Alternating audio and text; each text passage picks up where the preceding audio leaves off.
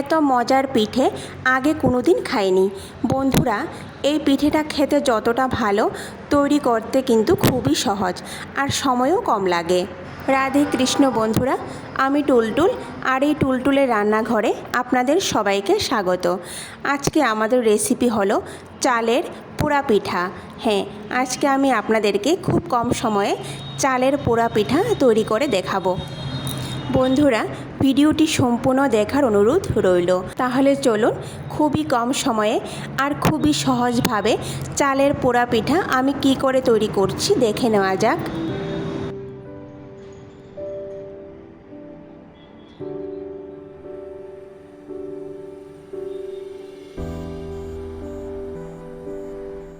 এই পিঠেটা তৈরি করার জন্য সবার প্রথম আমি এখানে একটা পাকা কলা নিয়ে নেব। কলাটাকে আমি একটা মিক্সি জারের মধ্যে নিয়ে নেব। তারপর 2টা এলাচ নিয়ে নেব, হাফ বাটি পরিমাণ সুজি দিয়ে দেব। এবার মিক্সি জারে ঢাকনা লাগিয়ে একটু পেস্ট করে নেব। দেখুন, পেস্ট করা হয়ে গেছে। এবার এর মধ্যে আমি 1 বাটি পরিমাণ গুড় দিয়ে দেব। গুড়ের পরিবর্তে কিন্তু আপনারা চিনিও ব্যবহার করতে পারেন। তারপর হাফ বাটি পরিমাণ জল দিয়ে দেব। দিয়ে আবারও ভালো করে পেস্ট করে নেব। দেখুন, মিহি পেস্ট কিন্তু হয়ে গেছে। সুজিটা কিন্তু মিহি পেস্ট হবে না, একটু দানা দানা থাকবে। এবার একটা বাটির মধ্যে নামিয়ে নেব। আর মিক্সি জারের মধ্যে অল্প পরিমাণ জল দিয়ে মিক্সি জারটা ধুয়ে বাটির মধ্যে নিয়ে নেব। তারপর খুব সামান্য পরিমাণ লবণ দিয়ে দেব, হাফ বাটি পরিমাণ ময়দা দিয়ে দেব। এবার 1 বাটি পরিমাণ শুকনো চালের গুঁড়ো দিয়ে দেব। আপনারা কিন্তু এখানে ভেজা চালের গুঁড়োটাও ব্যবহার করতে পারেন। এবার ভালো করে হাত দিয়ে মেখে নেব। বন্ধুরা, ব্যাটারটা কিন্তু হাত দিয়ে ভালো করে মেখে নিতে হবে। যত ভালো মাখা হবে পিঠেগুলি কিন্তু ততই ভালো হবে। এবার অল্প অল্প করে জল দিতে থাকবো আর এইভাবে হাত দিয়ে মাখতে থাকবো। এই পিঠের ব্যাটারটা একটু ঘন হবে।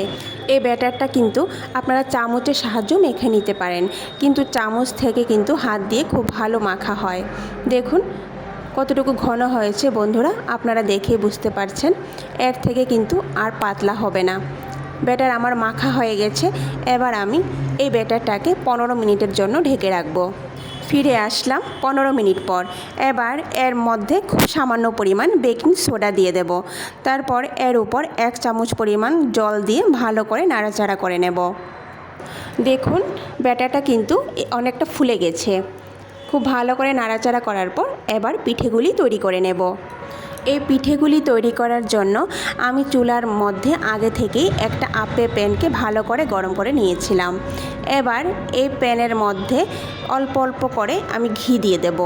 আপনারা কিন্তু এখানে ঘিয়ের বদলে তেলও ব্যবহার করতে পারেন। প্যানের মধ্যে ঘি দিয়ে চুলার আঁচটা কিন্তু একদম কমিয়ে দেব। যেহেতু আমার এটা লোহার আপে প্যান, সেই জন্য তাড়াতাড়ি গরম হয়ে যায়, তাই আমি কম আঁচে কিন্তু পিঠেগুলি তৈরি করে নেব। এবার প্যানের মধ্যে আমি এইভাবে ব্যাটার দিয়ে দেব।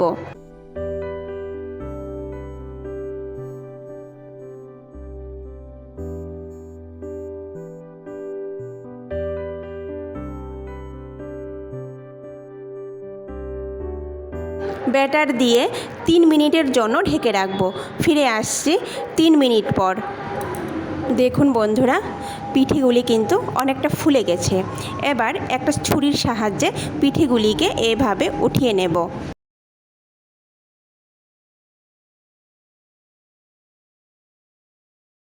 তো বন্ধুরা, তৈরি হয়ে গেল আমাদের চালের পোড়া পিঠা।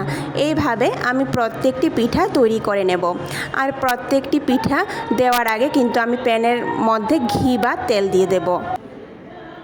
বন্ধুরা, ভিডিওটি সম্পূর্ণ দেখার অনুরোধ রইল। আর ভিডিওটি কেমন লেগেছে কমেন্ট করে নিশ্চয়ই জানাবেন। ভিডিওটি যদি ভালো লেগে থাকে তাহলে সবার শেষে লাইক, শেয়ার আর সাবস্ক্রাইব করে দেবেন। নমস্কার, আজকে এই পর্যন্তই। কথা হবে আবারও পরের ভিডিওতে।